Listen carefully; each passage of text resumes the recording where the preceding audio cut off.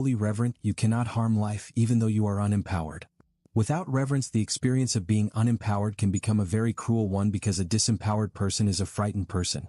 And if a frightened person has no sense of reverence, he or she will harm or kill indiscriminately. Reverence is a level of protection and honor about the process of life so that while a person is maturing toward the journey and through the journey of authentic empowerment, he or she harms nothing. Because we have no reverence, our journey to empowerment often includes the experiences of victimizing life. Therefore there are victims and victimizers. The process of destroying life while we are learning about life that has characterized our evolution would cease, or at least would be very different, if we approached life with a quality of reverence. It is because we have no sense of reverence, no true belief in the holiness of all life, that life is destroyed and tortured, brutalized, starved and maimed while we journey from unempowerment to empowerment. If a sense of reverence were brought into the process of evolution, then as each of us and our species moves through the cycle of being unempowered to becoming empowered, the many learnings that are contained within that growing process of evolution would not likely produce violence and fear to the extent that it is now experienced. The destructions of human life, plant life, animal life, and the planet would be considerably diminished or would cease if there were an active principle of reverence within our species, if there were the perception within our species, and within each of us, that although we are engaged in evolutionary processes that require personal learning, that does not authorize us to destroy life while we are learning, or because we are. We would not have the karmic energy of destruction, only of learning. Even though learning is contained in destruction, the karmic consequences of participating in violence and destruction are a high price to pay for it. It is not necessary, in other words, to learn what we need to learn and have it cost somebody his or her life. It is not necessary for progress and the experience of progress to cost the destruction of nature. It is not necessary, but without a sense of reverence for life, who cares that it destroys life? Without reverence, life becomes a very cheap commodity, as it is upon our planet now, where the entire process and the sacredness of evolution is not regarded, accepted, or honored.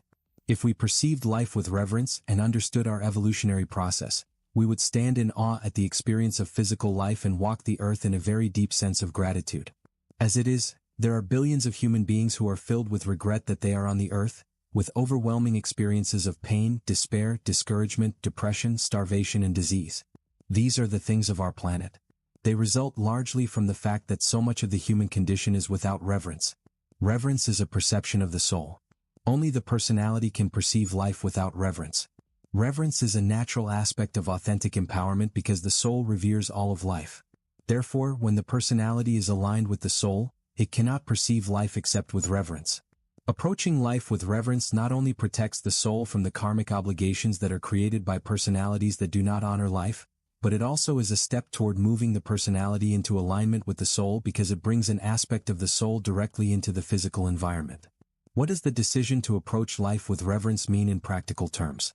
It means challenging the perceptions and the values of a five-sensory world that lacks reverence. This is not always easy, especially for males who have been taught values that serve the accumulation of external power. An authentically empowered male will not be embarrassed or feel less than fully masculine by showing concern for life, and for the many creatures on our planet. That is very much the energy of reverence. Therefore, the decision to approach life with reverence often requires courage, not only of men, but also of women who have adopted these values. The decision to become a reverent person is essentially the decision to become a spiritual person. There is currently no place for spirituality within science, politics, business, or academia. To a five-sensory personality that lacks reverence, a reverent businessman or businesswoman appears to be competing at a disadvantage, because the range of his or her activities is not unlimited, and a reverent politician appears to be unqualified for leadership in a world where the only power that is recognized is external power. Yet, to the multisensory human, a reverent profits that are generated by serving others to a dynamic of serving others that is made possible by profits, and a reverent politician is a person who challenges the concept of external power, and brings to the political arena the concerns of the heart. Therefore, the decision to approach life with reverence means acting and thinking as a spiritual person in a world that does not recognize spirit, and it means moving consciously toward the perceptions of the multisensory human. To live with reverence means being willing to say, that is life, we must not harm it, and those are our fellow humans, we must not destroy them, and mean it. It means re-examining the way that we treat the members of the animal kingdom that serve us so patiently. It means recognizing the rights of the earth. That the earth has rights is a concept that is not even present in our species yet. An attitude of reverence is the atmosphere, the environment, in which the multisensory personality evolves. It is a sense of richness and fullness and intimacy of being. It creates compassion and acts of kindness. Without reverence, without the perception of the holiness of all things, the world becomes cold and barren, mechanical and random at the same time, and this creates experiences of alienation and acts of violence. It is not natural for us to live without reverence, because that separates us from the basic energy of the soul. Reverence automatically brings forth patience. Impatience is the desire to have your needs met first. When your needs are taken care of, do you not then have patience with the needs of others? A reverent person honors life in all its forms and all its activities. It does not think in the terms that are required to produce impatience. Reverence permits non-judgmental justice. The soul does not judge, and so the personality chooses to bring into physical reality another of its soul's characteristics when it chooses to approach life with reverence. The reverent person cannot consider himself or herself superior to another person or to any other form of life, because the reverent person sees divinity in all forms of life and honors it. An attitude of reverence facilitates the transition from the logic and understanding of the five-sensory human to the higher order of logic and understanding of the multisensory human because, as we shall see, this higher order of logic and understanding originates in the heart. Without reverence, our experiences are brutal and destructive. With reverence, our experiences become compassionate and caring. We shall come to honor all of life sooner or later. Our choices are when that shall happen, and the quality of experience that we shall have as we learn. Chapter 4, Heart. The logics that have served our five-sensory exploration of physical reality cannot comprehend evolution without time or the influence of the present upon the past. They cannot meaningfully represent the existence of the soul or a dynamic of energy balancing that generates and links many lifetimes. They reflect no experiential points of reference beyond those of the five-sensory personality. Therefore, the time has come for a higher order of logic and understanding. The logics and understandings of the five-sensory personality originate in the mind. They are products of the intellect. The higher order of logic and understanding that is capable of meaningfully reflecting the soul comes from the heart. The creation of this higher order of logic and understanding, therefore, requires close attention to feelings. The central position of the heart in the higher order of logic and understanding of the multisensory human, and the sensitivity to emotional currents that is characteristic of multisensory humans, appear as extraneous to the five-sensory personality because they do not serve the accumulation of external power. As we have come to seek and wield external power consciously, we have come to view feelings as unnecessary appendages, like tonsils useless, but capable of creating pain and dysfunction. Thus, the pursuit of external power has led to a repression of emotion. This is true of us as individuals and as a species. The irrelevancy that we attribute to feelings pervades our thinking and our values. We admire that hard-nosed businessman who fires employees for the sake of external power.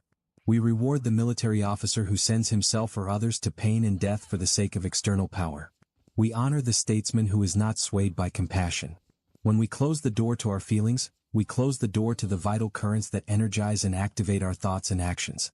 We cannot begin the process of understanding the effects of our emotions upon us, our environment, and other people, or the effects of the emotions of other people upon themselves, their environment, and us. Without an awareness of our emotions, we cannot associate the effects of anger, sadness, grief, and joy within ourselves or others with their causes.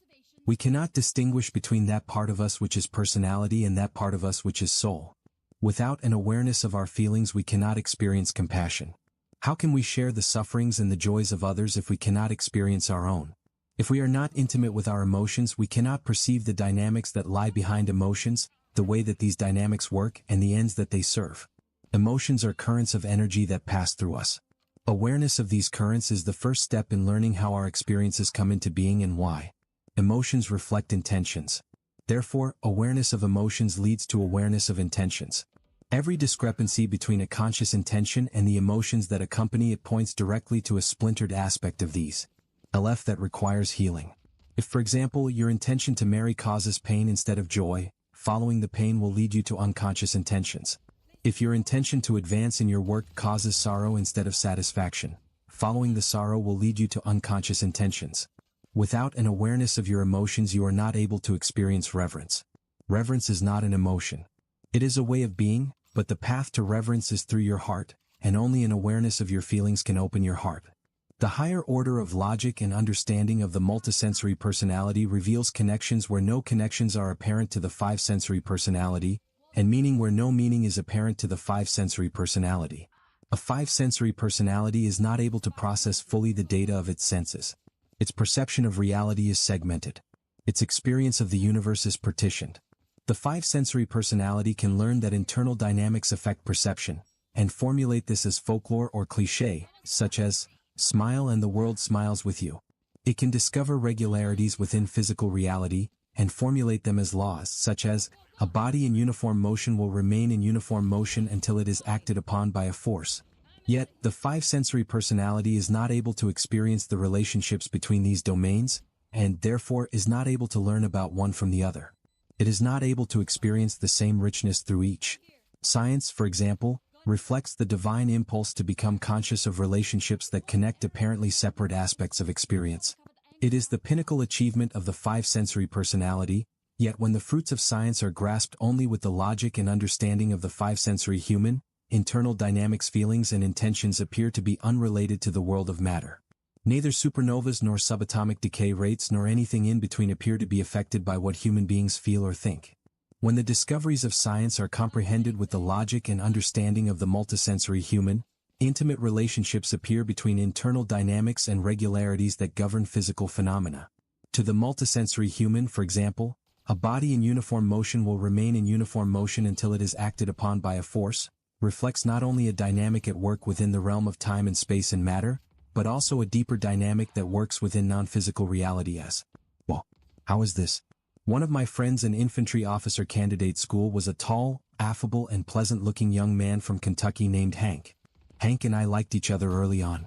Several times he lent me his physical strength when my load became too heavy, and I helped him through intellectual obstacles such as calculating artillery trajectories. We shared adventures and our friendship grew. Upon graduation we were assigned to different organizations. I lost track of Hank until I ran into him in Saigon. He had been wounded, and due to the befriending of an army general, had been assigned to a unit that I came frequently to visit. While serving in Saigon he met a popular female radio announcer, and they became engaged. It seemed a perfect match, a tall, handsome captain and a beautiful and admired public figure. I again lost track of Hank until I had left the army. He called me to say that his wife was coming to make an appearance at a resort near me, and he asked me to meet him there. When I met Hank, now a civilian also, he looked troubled and his easygoing manner was dampened. He had changed his name to Hal, he told me, and apologized that his wife was unable to join us. We spoke for a while, and when I asked him what he was doing with himself, he told me, looking for my place in the sun. The next news that I heard of Hank/Hal was that he had killed himself. When I was later able to meet his widow, she told me a painful story of marital difficulties, of Hank's despondency, and of his suicide. In the years immediately following the Vietnam War, the rate of suicides among Vietnam veterans was significantly higher than the rate of suicides among non-veterans. Therefore, it is likely that Hank also was affected adversely by his experiences in Vietnam. Yet there was also a more common dynamic at work in my friend. Hank was not the kind of person to ask himself deeper questions about his life. He did not inquire into the deeper meaning of his existence upon the earth, because that would have caused him to change his life, and he did not want to do that. He lived his life without much reflection, and one day he awoke to overwhelming emptiness and powerlessness. How does my friend's life relate to the first law of motion? A body in uniform motion will remain in uniform motion until it is acted upon by a force? What does uniform motion mean in terms of a human life? And what is the force that alters that motion? The outward events of Hank's life were not uniform. He grew up on a farm in Kentucky, became a military officer, traveled thousands of miles from his home, married a celebrity and brought his own life to an end. It was the unconscious quality of the flow of Hank's life that was uniform in its motion. Neither the experiences of his childhood nor his military service nor his marriage caused Hank to consider seriously the deeper meaning of his existence. The pains and the joys that flowed through him did not affect his awareness of who he was, or what he might become. Hank did not allow himself to follow the experiences of his life to their roots. On the contrary, he feared such a pursuit. As a result, his life flowed uniformly unaware, uniformly unconscious, from its incarnation to its release. He experienced the situations that were necessary to the balancing of the energy of his soul. He responded to them in accordance with the conditioning that he had acquired through the karma of his soul and the environment into which he was born, and he created more karma unconsciously with each response. The compassion that Hank brought into the world nurtured many people around him, including me, but he did not allow it to become his center of gravity. Hank made no effort to move toward his soul. He spent his life attempting to fulfill the wants of his personality, and he became too attached to those wants to attempt to change them. Thus, Hank's life was a body in uniform motion that never encountered a force. What is the force that Hank's life did not encounter? Gregory was a white, middle-class and college-educated man from the Northeast. His childhood was emotionally difficult, and he grew up angry, manipulative, and bitter. He was incapable of forming relationships, and his violent temper and argumentative nature kept people at a distance. This further increased Gregory's disdain for life and for other people, but he did not stop to ask what role he played in his experiences. When, at last, his temper and his disagreeable disposition caused the woman that he was living with to leave, Gregory fell into a deep anguish not only because of his loss, but also because he recognized in this latest event the repetition of a long-standing pattern in which he found himself, in each instance, suffering from rejection. He determined to confront both his pain and his pattern. He made arrangements to live in solitude while he searched within himself for the deepest causes of his painful life. When he emerged weeks later, both his perceptions and his values had changed. He began to soften, and slowly his old mannerisms dropped away. Over the following years he developed a more sensitive way of being with people. His cynicism gave way to an emerging joy, his anger melted, and other people became central to his life. He is a productive person now, and he draws his strength from the contributions that he makes to his fellows. These changes did not come easily to Gregory. His transition from an angry, manipulative, disdainful person to a more caring and considerate person was a journey through pain that required much courage. Yet, by committing himself to that journey, he changed his life. From the point of view of Gregory's consciousness, the uniform flow of Gregory's life was altered significantly by his determination to confront his pain, and was altered further by his determination to cultivate his new perceptions. The force that altered the uniform motion of Gregory's life was his decision to enter into his life consciously. Without this decision, Gregory's life would have continued, as did Hank's, on the unconscious course that his karma, and his responses to the situations that it generated, would have created for him. Is it appropriate to interpret the first law of motion, which depicts the idealized movement of a physical object, in this way? Is the first law of motion, when it is interpreted in this way, merely a metaphor that conveniently serves to describe a non-physical dynamic? It is more than that. It is the reflection in physical reality in the world of physical objects and phenomena of a larger non-physical dynamic at work in non-physical domains. This is the physics of the soul. When science and its discoveries are understood with the higher order of logic and understanding of the multisensory human, they reveal the same richness that life, itself, displays everywhere and endlessly. The perception of the multisensory personality is not segmented. The multisensory human, for example, sees that the paradigms which form the history of science also reveal a history of the way that our species has seen itself in relation to the universe. Ptolemaic astronomy reflects a species that sees itself as the center of the universe. Copernican astronomy reflects a more sophisticated and interdependent perspective of a species that recognizes itself as part of the motion of the universe. Newtonian physics reflects a species that is confident in its ability to grasp the dynamics of the physical world through the intellect. Relativity reflects a species that understands the limiting relationship between the absolute and personalized perceptions of it. And quantum physics reflects a species that is becoming aware of the relationship of its consciousness to the physical world. In other words, from the point of view of the multisensory human, the discoveries of science illuminate both inner and outer experiences, physical and non-physical dynamics. A foundational discovery of optics, for example, is that white and black are not colors like blue, green, and red. White is a combination of all the colors of the visible spectrum of light, and black is the absence of that speck with purity, insight, and divine inspiration. As we shall see, this type of light is not merely poetical. It is real. A soul can find it difficult to walk the way of light through the course of an incarnation. It can find that learning to live in light is a difficult sojourn. Through the choices that it makes while it is incarnate upon the earth, the choice of anger instead of forgiveness, for example, or condemnation instead of understanding, a soul accumulates negative karma.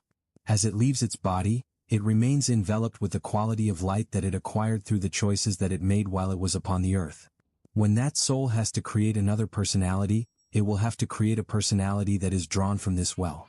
Therefore, it will create a personality of more limitations.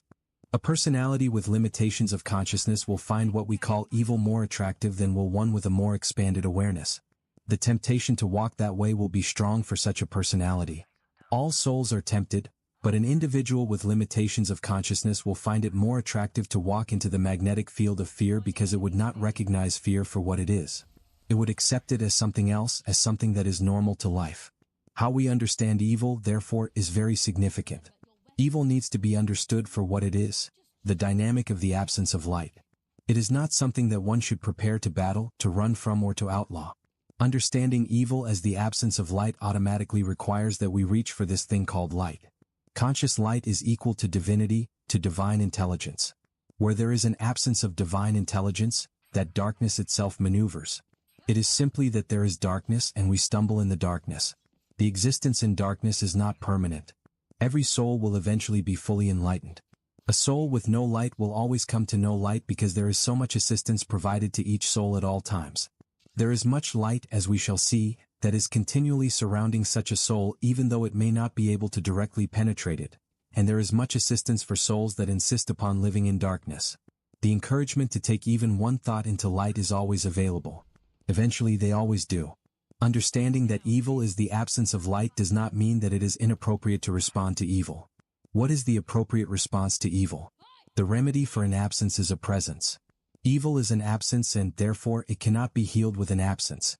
By hating evil, or one who is engaged in evil, you contribute to the absence of light and not to its presence. Hatred of evil does not diminish evil, it increases it. The absence of light causes the personality to suffer. There is pain. When you hate, you bring that suffering upon yourself. Hatred of evil affects the one who hates. It makes him or her a hateful person, a person who also has absented himself or herself from light.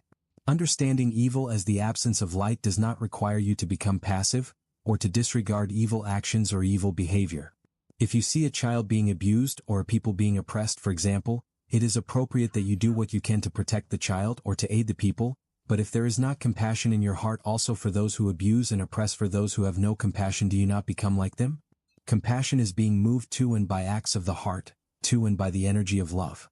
If you strike without compassion against the darkness, you yourself enter the darkness. Understanding that evil is the absence of light challenges the perception of power as external. Can an absence be defeated? An evil person can be arrested, but can evil be arrested? An evil group can be imprisoned, but can evil be imprisoned? A compassionate heart is more effective against evil than an army. An army can engage another army, but it cannot engage evil. A compassionate heart can engage evil directly. It can bring light where there was no light. Understanding evil as the absence of light requires you to examine the choices that you make each moment in terms of whether they move you toward light or away from it. It allows you to look with compassion upon those who engage in evil activities, even as you challenge their activities, and thus protects you from the creation of negative karma. It permits you to see that the place to begin the task of eliminating evil is within yourself. This is the appropriate response to evil.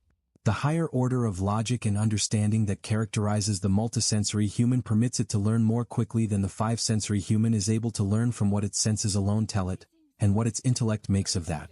We have evolved as far as the intellect will take us. We have explored the scope and depth of five-sensory reality, and we have discovered the limitations of external power.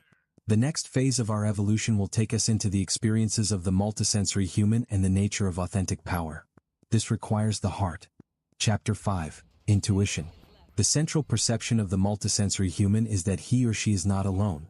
The multisensory human does not need to rely solely upon his or her own perceptions and interpretations of events for guidance, because he or she is in conscious communication with other, more advanced intelligences.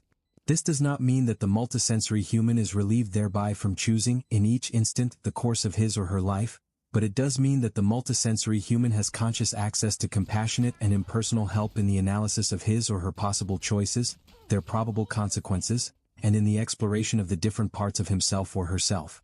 The five-sensory human is not alone either, but the five-sensory human is not aware of the assistance that is continually being given to him or her, and therefore cannot draw upon that assistance consciously. The five-sensory human must learn primarily through his or her physical experiences, and this learning takes longer because lessons that are learned in this way must come through the density of physical matter. A person that needs to learn the lesson of trust, for example, will experience a distrust of others. This distrust will create misunderstandings, and these will lead to tensions and unpleasant experiences. A five-sensory human will continue to experience the unpleasantness that result from his or her distrust of others until, in this lifetime or another, he or she realizes through interactions with others the source of these unpleasantnesses and takes steps to change it. If a person is not able to trust, for example, he or she will interpret erroneously the words and actions of others. If a wife tells her husband that she must attend a business meeting, although she would like to be with him, and if her husband is unable to trust, he may take her meaning as a rejection, or as a signal that her work is more important to her than he is. This misunderstanding results from his inability to accept what his wife has told him, from his inability to trust her. As the wife continually experiences her husband's misunderstandings, they generate within her feelings of surprise, sorrow, frustration, anger, resentment, and, eventually, the rejection that her husband mistakenly perceived. Thus the husband, through the dynamic of distrust, creates his most significant fear. The loss of a mate, or a friend, or a colleague through distrust is not a punishment for distrustfulness. It is the result of refusing to look consciously within oneself at the issue of trust. It is an experience that results from choosing repeatedly to distrust instead of to trust. A distrustful person will create unpleasant or painful situations until at last they bring him or her to the issue of trust. This may take 5 painful experiences or 5 lifetimes of painful experiences or 50, but, eventually, this path will lead to and through the great lesson of trust. The same dynamic applies to every personality characteristic that is not an expression of compassion and harmony. An angry personality, for example, will create unpleasant or even tragic situations, until its anger is faced and removed as a block to its compassion and love, to the energy of its soul. The same is true for greedy personalities, selfish personalities, manipulating personalities, and so forth. This is the way that we have evolved until now. A multisensory human can learn more rapidly than a five-sensory human. With the help that is available to it, the multisensory personality can understand more quickly the meaning of its experiences, how they come into being, what they represent, and its role in creating them. It does not need to experience 12 or 20 or 200 painful experiences to learn a major lesson of trust or responsibility or humbleness. This does not necessarily mean that multisensory personalities do not experience painful situations, but that they have the capability of learning more quickly from them than five-sensory personalities, and therefore are more quickly able to choose more wisely and with more compassion. It is not necessary to be capable of voice-to-voice communication, so to speak, to be able to draw upon the sources of guidance and assistance that surround you. This way is available to the advanced multisensory human, but the road to that ability is a joyful one of developing an awareness that wise and compassionate guidance is always available to you, and learning to incorporate it consciously into your life. How does this happen? The five-sensory personality accepts every impulse and insight as his or her own, as originating within his or her psyche. The multisensory personality knows that this is not always the case. Impulses, hunches, sudden insights and subtle insights have assisted us on our evolutionary path since the origin of our species. That we have not recognized the guidance that has come to us in this way is a consequence of seeing reality through only 5 senses. From the five-sensory point of view, there is no other place from which insights and hunches can come. From the multisensory point of view, insights, intuitions, hunches and inspirations are messages from the soul, or from advanced intelligences that assist the soul on its evolutionary journey. The multisensory personality, therefore, honors intuition in a way that the five-sensory personality does not. To the five-sensory personality, intuitions are curiosities. To the multisensory personality, they are promptings from, and links to, a perspective of greater comprehension and compassion than its own. To the five-sensory personality, intuitive insights or hunches occur unpredictably and cannot be counted upon. To the multisensory personality, intuitive insights are registrations within its consciousness of a loving guidance that is continually assisting and supporting its growth. Therefore, the multisensory personality strives to increase its awareness of this guidance. The first step to this is becoming aware of what you are feeling. Following your feelings will lead you to their source. Only through emotions can you encounter the force field of your own soul. That is the human passage in a word.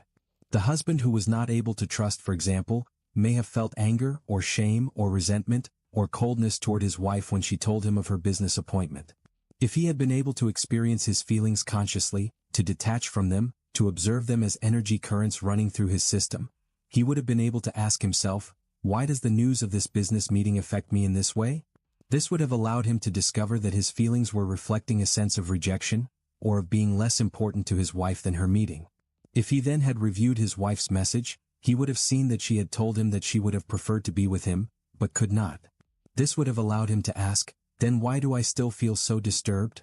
And this would have led him to the answer, "Because I do not trust that she actually would prefer to be with me." In this way, becoming aware of his feelings rather than unconsciously acting them out, would have led him to his issue of trust. Having unearthed so much, he then could have asked himself, "Does my experience with my wife support this suspicion that she is not being honest with me?" If the answer to this question had been, "No, my experience is that she is a person of integrity," the husband could have come to see that the dynamic in motion within him did not relate to his wife, although her words triggered it. It would have allowed him to see the actual intention of his wife, and his feelings toward her would have softened. Her response to him would have been one of closeness toward a loving husband, instead of hurt caused by the rejection of her intimacy by a hostile husband. Had he followed this course, he would not have had to ruin his afternoon or his marriage. He would have been able to learn from his emotions and his questions about them, the same lesson that he eventually would learn through the unpleasant experiences that resulted from his lack of trust. He would have been able to see within the framework of one instance the effects of distrust and the effects of trust. Each question that a person asks, such as, "Why does news of this business meeting affect me this way? Why do I feel so disturbed? And does my experience support my suspicion?" invokes guidance. Every time you ask for guidance, you receive it. Every time you ask yourself, "What is my motivation?" you ask the universe, "Help me to see," and help comes. You may not always be capable of hearing the answers to your questions when you ask them, and the answers may not always come in the ways that you expect, but they always come. Sometimes an answer occurs in the form of a feeling or a no feeling, sometimes in the form of a memory or a thought that, at the time, seems random, sometimes in a dream and sometimes in the form of a realization that is prompted by an experience that will occur the next day. No question is unheard and no question goes unanswered. Ask and you shall receive is the rule, but you must learn how to ask and how to receive. The intellect is meant to expand perceptions, to help you grow in perceptual strength and complexity, and not to do harm. The experiences of the intellect are experiences of knowledge. Knowledge is power, and for each level of knowledge you are held responsible for how you use it. Knowledge that simply comes into your being and does not in some way or form become processed and used to the benefit of others can have a seriously detrimental effect upon your body. Karmic obligations that are created by deliberate misuse of knowledge, by knowingly harming or creating discord in another, are greater than those that are created in ignorance. In a world that understands power as external, the intellect often functions without the compassionate influence of the heart. This creates situations in which intellectual power is used as a weapon to harm others, to exert willpower without tenderness. When the intellect is used to design or develop or produce weapons, for example, it is not being used as it was intended. When an industry or a plant is designed or built or operated without convivial, it prompts you to pursue that which has no apparent reason in order to survive. Hunches about danger, for example, about what is risky and what is not, about which street is safe to walk and which is not, or about checking the car under the hood, help you to remain in the physical world. Intuition serves creativity. It tells you what book to buy for your project. It tells you where to meet the colleague that you need to meet, and which ideas from one field will complement which ideas from another. It is the hunch that a certain painting should be done in gray, and that another should be done in purple. It is the sense that an idea that has never been tried before might work. Intuition serves inspiration. It is the sudden answer to a question. It is the meaning that takes form in the fog of confusion. It is the light that comes to the darkness. It is the presence of the divine. Intuition can be thought of as a type of wiring that can be used by various sources. One of these sources is the soul. Intuition is a walkie-talkie, so to speak, between the personality and the soul. This happens through the higher self. The higher self is the connecting link when the soul speaks to its personality. It is the dialogue between the personality and its immortal self. The personality-soul communication is the higher self experience, but the personality does not communicate with the fullness of its soul. All of the energy of the soul does not incarnate. To incarnate, the soul creates a personality from those parts of itself that it wants to heal in the physical environment and from those parts of itself that it lends to the process of healing in that lifetime. So powerful is the energy of the soul that it could not advance into a physical form without, literally, exploding that form. In the creation of a personality, the soul calibrates parts of itself, reduces parts of itself, to take on the human experience. Your higher self is that aspect of your soul that is in you, but it is not the fullness of your soul. It is a smaller soul self. Therefore, higher self is another term for its soul, Yet the soul is more than the higher self. Picture a cup, a gallon, and a water tank. The water tank is the soul. An aspect of the soul becomes a gallon. That gallon is still soul, but not the fullness of the soul. It is that part of the soul that is on mission, so to speak. The personality is the cup. The cup contacts the gallon, the higher self-soul, but not the full-bodied water tank. Communication between the personality and its soul is an in-house intuitive process. It is a process that is organic to your own internal system. For example, decision-making, which is your process, can be an intuitive process in which you pull data from your mind, your heart, and your intuition, relying upon the guidance of your higher self. Each of these sources is part of your own system of energy. Your personality and your higher self are of your soul. Intuition also can permit the personality, through its higher self, to receive information from other souls of higher process, souls that are not its own soul. Sources of guidance other than your own higher self can come across on the same radio station, so to speak. This is not the same as an intuitive process. This is a process of receiving guidance through intuitive channels. Receiving information through intuitive channels is significantly different from receiving information through intuitive processes. Receiving information through intuitive processes is cooking at home. Receiving information through intuitive channels is ordering out. The guidance that the multisensory human receives through intuitive processes and through intuitive channels is as essential for his or her well-being and growth as sunshine and clean air. Through his or her intuition, the multisensory human comes to understand and to experience truth consciously. What is truth? Truth is that which does not contaminate you but empowers you.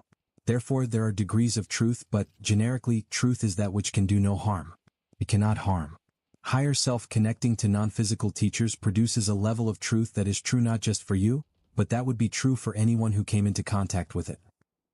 You subtracted everything that is personal to you from the guidance that you receive through intuitive channels, there would remain a kernel of truth that would apply to others, or, at least, the presence of unconditional love, whereas much of the information that you receive through your own intuitive process will be effective only for you. This is the difference between personal truth and impersonal truth. They are both truth, but personal truth is yours, and impersonal truth belongs to all that is, to each person. We need truth to grow in the same way that we need vitamins, affection, and love. At times, the truth that comes through intuitive processes or through intuitive channels can be contaminated with your own fear. Here is a place to apply your intellect. In other words, you might think that you are receiving a clear intuition, but if you examine it rationally, if you take it apart, you will be able to see that you are responding to an insecurity, just as the question, "Does my experience with my wife support my suspicion?" would have allowed the husband to see that the origin of his emotional response was an insecurity rather than the energy dynamic with his wife. Answers that come through your intuitive processes or through intuitive channels may challenge what you would prefer to do. Your lower self, your personality, will not challenge but rationalize. It is natural to ascend to a level where you can learn to distinguish between the sources of guidance that you receive.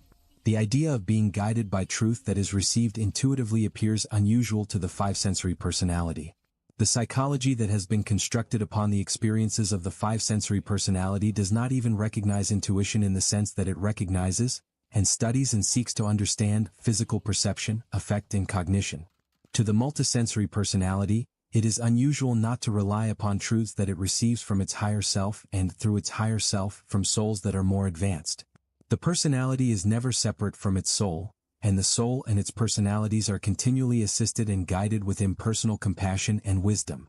This is so for both the five-sensory personality and for the multisensory personality, but the five-sensory personality is not aware of its soul or the guidance that it receives from its higher self and from more advanced souls. The multisensory personality is aware of its soul. It seeks to align itself with its soul, to become the physical embodiment of its higher self, and it consciously invokes and receives the loving assistance of its own soul and of other souls that assist it. Chapter 6. Light. The soul is not physical, yet it is the force field of your being. The higher self is not physical, yet it is the living template of the evolved human, the fully awakened personality. The experience of intuition cannot be explained in terms of the five senses, because it is the voice of the non-physical world. Therefore, it is not possible to understand your soul or your higher self or your intuition without coming to terms with the existence of non-physical reality. Knowing in the cognitive sense cannot produce proof of non-physical reality any more than it can produce proof of God. Proof of non-physical reality does not exist in the rational mind seeks it. Therefore, when you ask from the perspective of the five-sensory personality, does non-physical reality exist? What you really are asking is, If I cannot prove the existence of non-physical reality, do I decide that it is nonsensical? Do I decide that there is no answer, or do I expand myself to the level at which the answer can be given? When a mind asks a question that suggests a different level of truth, no matter what the question, expansion has always been the way of the scientist, the pursuer of truth. At one time in our evolution, for example, the question was asked, are there forms of life that are smaller than the eye can see? From the five sensory perception, the answer was, no. Someone did not accept that answer, and the microscope was invented. Then the question, do parts of nature exist that are smaller than what can be seen through a microscope, was asked, and again from the perception the answer was, no, but we did not stop, and instead discovered, and developed a rich understanding of atomic and subatomic phenomena. As we created the tools to see, that which was once considered non-existent became existent, but we had to expand first. The challenge and the task for the advanced or expanding mind is to expand to a level at which questions that cannot be answered from within the accepted understanding of truth can be answered. What is non-physical reality? Non-physical reality is your home. You came from non-physical reality, you will return to non-physical reality, and the larger part of you currently resides in, and evolves in, non-physical reality. The same is true for each of the billions that lions of human beings upon this planet. Therefore, the majority of your interactions with other human beings occur in non-physical reality. For example, when you think loving thoughts of someone who is close to you emotionally, such as a family member, you shift the quality of your consciousness, and this contributes to his or her energy system. If a daughter who harbors resentment toward her father, for example, evolves into a deeper understanding of her relationship with him, such as an understanding of the karmic role that he has played in activating within her a major lesson of love or responsibility, and if her intention to heal herself and her relationship with her father is deep and clear, do not think, even for an instant, that her father is not aware of this, even if she does not speak to him. He is not aware consciously, but his whole being feels what she is doing. His conscious mind may feel it through sudden moments of sentimentalism about things that he had not thought about before, or he may suddenly look at pictures of his daughter as a young child and feel a pull in his heart even though he is not consciously aware of why he is feeling what he is feeling or doing what he is doing. You participate in this form of data bank exchange, so to speak, with all the souls that you are close to, and, to some extent, with all the souls that touch your life. You shift your data bank content and the information that you send to a soul, it is processed through his or her own ADAC system. It is at that level that the cause and effect of your intentions, the way that you choose to shape your energy influences others. How does this happen? You are a system of light, as are all beings. The frequency of your light depends upon your consciousness. When you shift the level of your consciousness, you shift the frequency of your light. If you choose to forgive someone who has wronged you, for example, rather than to hate that person, you shift the frequency of your light. If you choose to feel affection or kinship with a person rather than distance or coldness, you shift the frequency of your light. Emotions are currents of energy with different frequencies. Emotions that we think of as negative, such as hatred, envy, disdain, and fear, have a lower frequency and less energy than emotions that we think of as positive, such as affection, joy, love, and compassion. When you choose to replace a lower frequency current of energy, such as anger, with a higher frequency current, such as forgiveness, you raise the frequency of your light. When you choose to allow higher frequency currents of energy to run through your system, you experience more energy. When a person is despairing, for example, or anxious, he or she feels physically depleted because he or she has merged with an energy current of low frequency. A person in this situation becomes heavy and dull, whereas a joyous person abounds with energy and feels buoyant, because he or she is running a higher frequency current of energy through his or her system. Different thoughts create different emotions. Thoughts of vengeance, violence, and greed, or thoughts of using others, for example, create emotions such as anger, hatred, jealousy, and fear. These are low-frequency currents of energy, and, therefore, they lower the frequency of your light or consciousness.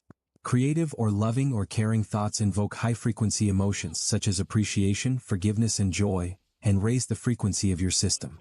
If your thoughts are thoughts that draw low-frequency energy currents to you, your physical and emotional attitudes will deteriorate, and emotional or physical disease will follow, whereas thoughts that draw high-frequency energy currents to you create physical and emotional health. Lower-frequency systems pull energy from higher-frequency systems. If you are unaware of your emotions and your thoughts, your frequency will be lowered by you will lose energy to a system of lower frequency than your own. We say, for example, that a depressed person is draining, or that he or she sucks up energy. A system of sufficiently high frequency will soothe or calm, or refresh you because of the effect of the quality of its light upon your system. Such a system is radiant. By choosing your thoughts, and by selecting which emotional currents you will release and which you will reinforce, you determine the quality of your light. Determine the effects that you will have upon others, and the nature of the experiences of your life. Light represents consciousness. When we do not understand a thing, we say that we must bring it to light. If we are confused, we say that our process needs more light. When a sudden idea reorders our thoughts, we say that the light came on, and when a person is fully co-conscious, we say that he or she is enlightened. When you release a negative thought or a negative feeling, you release lower frequency currents of energy from your system, and this, literally, allows an increase in the frequency of your consciousness.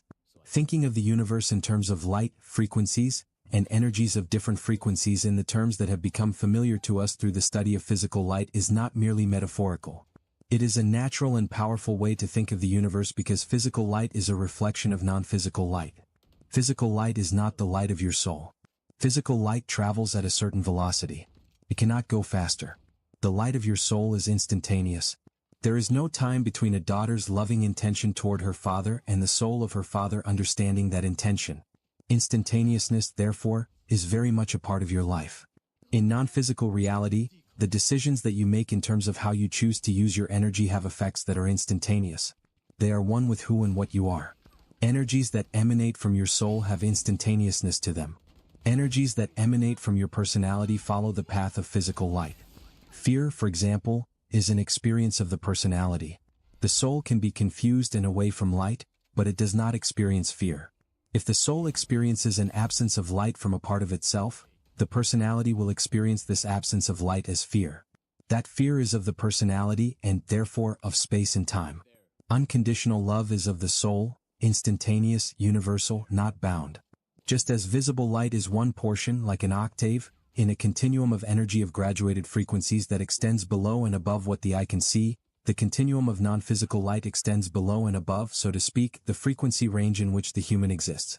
The human experiences a particular frequency range in the continuum of non-physical light in the same way that visible light is a particular frequency range in the continuum of physical light. Other intelligences inhabit other ranges of frequency. These forms of life do not exist elsewhere from us. Just as infrared light, ultraviolet light, microwave light and many other frequencies and ranges of frequencies coexist with the visible light spectrum, but are invisible to us, the life forms that are characterized by different frequency ranges of non-physical light coexist with us, but are invisible to us. In the place that you now sit exist many different beings or groups of beings, each active and evolving in its own reality and in its own way. These realities commingle with yours in the same way that microwave radiation exists alongside of visible light, but is undetectable to the human eye. Our species is evolving from one frequency range in the spectrum of non-physical light into another, higher range of frequency. This is the evolution of the five-sensory personality into the multisensory personality. The multisensory personality is more radiant and energetic than the five-sensory personality. It is aware of the light of its soul, and it is able to detect and to communicate with forms of life that are invisible to the five-sensory person. The universe is a hierarchy that has no bottom and no top. Between the levels of the hierarchy there is an understanding that higher perceptions can be a part of, and are encouraged to be a part of, the experience of lower plane spirits as they strive to expand their own awareness. Thus, there is always a higher level of assistance. You are involved in this process, although your personality is unaware of this, because it is done at the level of your soul. There is much that the five-sensory personality is unaware of, and much that even a fully empowered multisensory personality will not remember until, at the end of its life, it returns to non-physical reality. You are not aware of the many lifetimes of the past and future personalities of your soul, for example, but the intensity of parts of your being derives directly from these lifetimes, just as do some of your relationships. If an aspect of your being manifests physically, such as the aspect of you as teacher or you as warrior, then there are connected non-physical aspects that are also active and participating in the teaching, or the warring, dynamic from the non-physical realms of which you are a part and bonded to. The aspect of self that you bring to bear in a physical moment represents a force that is many times more significant and complex. Our non-physical assistance comes from ranges of non-physical light that are higher in frequency than our own. The intelligences that assist and guide us, unconsciously in the case of the five-sensory personality, and consciously in the case of the multisensory personality, are of a higher rank in creation than we, and, therefore, can provide us with a quality of guidance and assistance that we cannot give to each other. The five sensory personality associates rank within a hierarchy with graduated levels of worth, and it associates a lower rank within a hierarchy with less worth, less ability to control others, and more vulnerability. From the point of view of the universe, all the ranks of creation are of equal value, all are precious. When seen through authentically empowered eyes, a being with a higher rank in creation is one that has more ability to see without obstruction, more ability to live in love arid wisdom, and more ability and desire to help others evolve into the same love and light. Each human soul has both guides and teachers. A guide is not a teacher. Guides are what might be thought of as experts in certain fields that are called in for consultation. If you are writing a book, for example, or creating a project or organizing an event, a guide that has the quality of warmth or creativity or insight that you wish to incorporate into your work is available to you. Teachers operate on a more personal plane of involvement, so to speak, although they are impersonal energies that we personalize, that we feel a personal relationship with. A non-physical teacher brings you ever closer to your soul. It draws your attention to the vertical path, and to the difference between the vertical path and the horizontal path. The vertical path is the path of awareness. It is the path of consciousness and conscious choice. The person who chooses to advance his or her spiritual growth, to cultivate awareness of his or her higher self, is on a vertical path. The vertical path is the path of clarity. The potential for the creation of clarity and the experience of interacting with your non-physical teacher are one and the same. The horizontal path is the path that satisfies your personality. A businessman or a businesswoman, for example, who devotes his or her life to the accumulation of money is on a horizontal path. No matter how diverse his or her ventures may become, they are essentially identical. If they make money, they please the personality, and if they lose money, they distress the personality, but they do not serve the higher self. They do not serve his or her spiritual growth. A person that seeks relationships only to gratify his or her own needs, such as his or her own emotional or sexual needs, will find that each relationship is essentially identical, that the people in his or her life are replaceable, that experiences with the first and experiences with the second are essentially the same. This is the horizontal path. Each new experience is not really new. It is more the same thing. To experience relationships of substance and depth requires approaching and entering into relationships with consciousness and concern for the other. That is the vertical path. This does not mean that learning does not occur in all situations, and that when a horizontal path is no longer appropriate to a soul's learning, that soul will not leave it behind. Sooner or later, each soul will turn toward authentic power. Every situation serves this goal, and every soul will reach it. The vertical path begins with the decision to do that consciously. Guides and teachers assist the soul in every phase of its evolution. The number of guides and teachers that a soul has depends upon what it seeks to accomplish and its level of awareness. Souls that take upon themselves projects of your soul know its guides and teachers.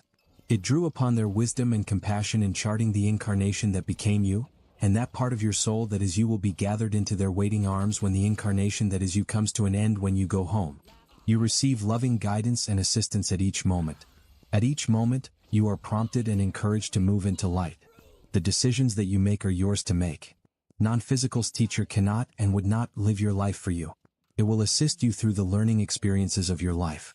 The answers that it can provide you depend upon the questions that you ask by questioning your own motivations, by praying or meditating and remaining open for the answer, or by asking directly, as in the case of the multisensory human that has developed this ability. When you ask one set of questions, one set of doorways opens before you, and when you ask other questions, other doorways open. In each instance, your teacher or teachers will advise you with impersonal compassion and clarity. It will help you to examine the probable results of each choice that you make. It will touch your feelings in ways that bring your awareness to areas that need to be healed. It will answer your questions, but you must ask them and therefore give direction to your own energy. It will advise you as to which courses will most likely lead to which results, and it will continue to advise you with wisdom and compassion no matter what choices you make. A teacher can neither create nor remove karma for you. No being, not even a non-physical teacher, can use your energy, but a non-physical teacher can help you to understand what your choices and your experiences represent. It can provide you with the knowledge that will allow you to choose responsibly, and hopefully choose wisely. Therefore, the ability to draw consciously upon your non-physical guidance and assistance, to communicate consciously with a non-physical teacher, is a treasure that cannot be described, a treasure beyond words and value. Every decision that you make either moves you toward your personality, or toward your soul. Each decision that you make is an answer to the question, how do you choose to learn love? How do you choose to learn authentic empowerment through doubt and fear or through wisdom? This is the heart of the Garden of Paradise story. The tree of truth, given unto the entire human species, said, "Learn. Which way do you wish to learn?" This is the ultimate first act of free will. How do you wish to learn? The question continues in every one of your life situations. It is the eternal question. It is the longest-running show on Broadway, so to speak. No matter what situation, no matter what moment, the Garden of Eden question continues and continues and continues. Each time the opportunity in every circumstance in miniature is, will you choose the way of doubt and fear, or will you choose the tree of wisdom? The tree of life, of knowledge, of truth, of wisdom, is an opportunity, an archetypal question. Adam and Eve, the male and female principles within the Garden of Eden, took the apple symbolically and misused knowledge. Their choice was to misuse knowledge, and therefore they created shame. That was not part of the human design up to that point. The misuse of knowledge, of truth, of wisdom, produced embarrassment and shame. That gave rise to guilt. Guilt gave rise to fear, and so began the evolution of the human species. The decision to take the apple was a decision of the highest order of evolution, an order that cannot be conceived or even grappled with, in the same context that we would use to understand a human decision. To speak of decisions in terms of an individual human life, or in the terms of a larger body of individual human lives, is very different from speaking about how the role of evolution and learning began billions of years ago with the human species. The decision to take the apple in the Garden of Eden story does not refer to one decision that was made by two humans who really existed in such a setting. It was not a decision such as you or I would make in terms of, do I choose this or that? The Garden of Paradise story describes the beginning of the whole experience of Earth and the human species. It refers to principles of energy that were brought to bear upon larger bodies of group consciousnesses that had stress, that had formation energies, creation energies. In their process of forming their own polarities, polarities that would become the polarities of the human experience, doubt and fear stood opposing to trust and light, and so they came into being. Yet, it is not inappropriate to understand the Garden of Eden story in terms of human choices between doubt and fear on the one hand and wisdom on the other, because the choice to learn through wisdom or through doubt and fear is very much part of every single challenge that every single human comes up against within every minute of every day, and this challenge reflects the dynamics that, at a larger level of evolution, were brought to bear upon our evolution. This brings us to the relationship between choice, light, and physical reality. Chapter 7, Intention Part 1. Not all forms are physical. A thought, for example, is a form. What is a thought formed out of? A thought is energy or light that has been shaped by consciousness. No form exists without consciousness. There is light and there is the shaping of light by consciousness. This is creation. Energy continually pours through you, entering at the top of your head and descending downward through your body. You are not a static system. You are a dynamic being of light that at each moment informs the energy that flows through you. You do this with each thought, with each intention. The light that flows through your system is universal energy. It is the light of the universe. You give that light form. What you feel, what you think, how you behave, what you value, and how you live your life reflect the way that you are shaping the light that is flowing through you. They are the thought forms, the feeling forms, and the action forms that you have given to light. They reflect the configuration of your personality, your space-time being. You change the way that you shape the light which is flowing through you by changing your consciousness. You do this, for example, when you challenge a negative pattern such as anger, and consciously choose to replace it with compassion, or when you challenge impatience and consciously choose to understand and appreciate the needs of others. This creates different forms of thought, feeling, and action. It changes your experience. Every experience and every change in your experience reflects an intention. An intention is not only a desire. It is the use of your will. If you do not like the relationship that you have with your husband or with your wife, for example, and you would like it to be different, that desire alone will not change your relationship. You truly desire to change your relationship. That change begins with the intention to change it. How it will change depends upon the intention that you set. If you intend that your relationship with your husband or your wife become harmonious and loving, that intention will open you to new perceptions. It will allow you to see the love that your husband or wife expresses for you in his or her own way, if that is the case.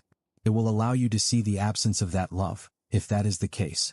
It will reorient you toward harmony and love so that you can see clearly from that perspective what is necessary to change your relationship, and if that is achievable. If you intend to end your relationship, that ending begins with the intention to end. This intention will create in you a restlessness. You will feel less and less fulfilled with your mate. You will feel an openness to others in a way that you have not felt before. Your higher self has begun the search for another partner.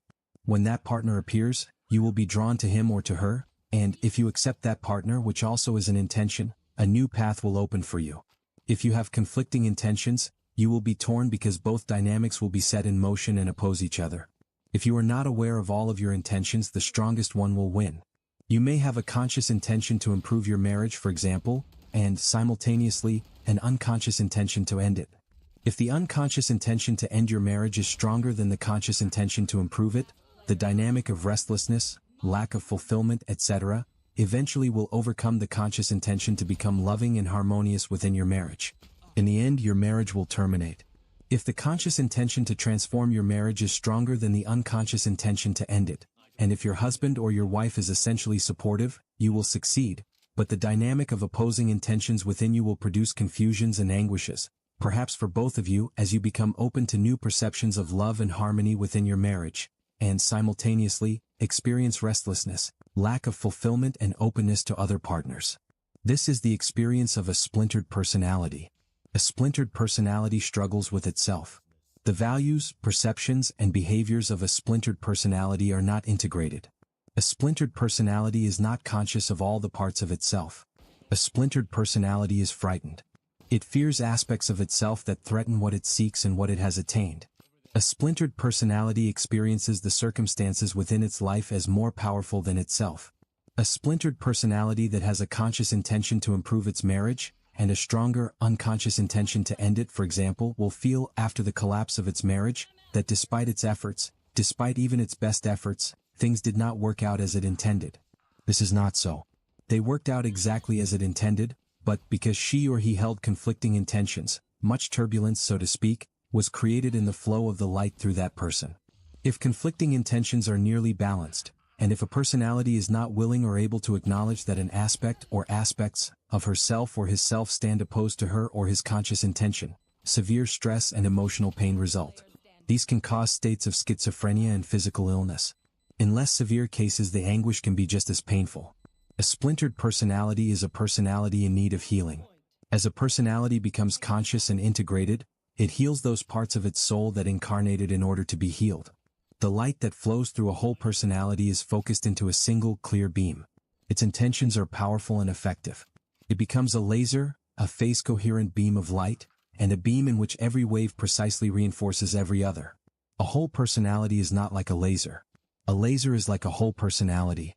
Lasers are the reflection in physical reality of an energy dynamic that, until very recently, has not been central to the human experience. The development of the laser in the middle part of this century reflects within the physical arena a dynamic that is central to what our species is evolving into. We are evolving into a species of whole individuals who are aware of their nature as beings of light, and who shape their light consciously, wisely, and with compassion.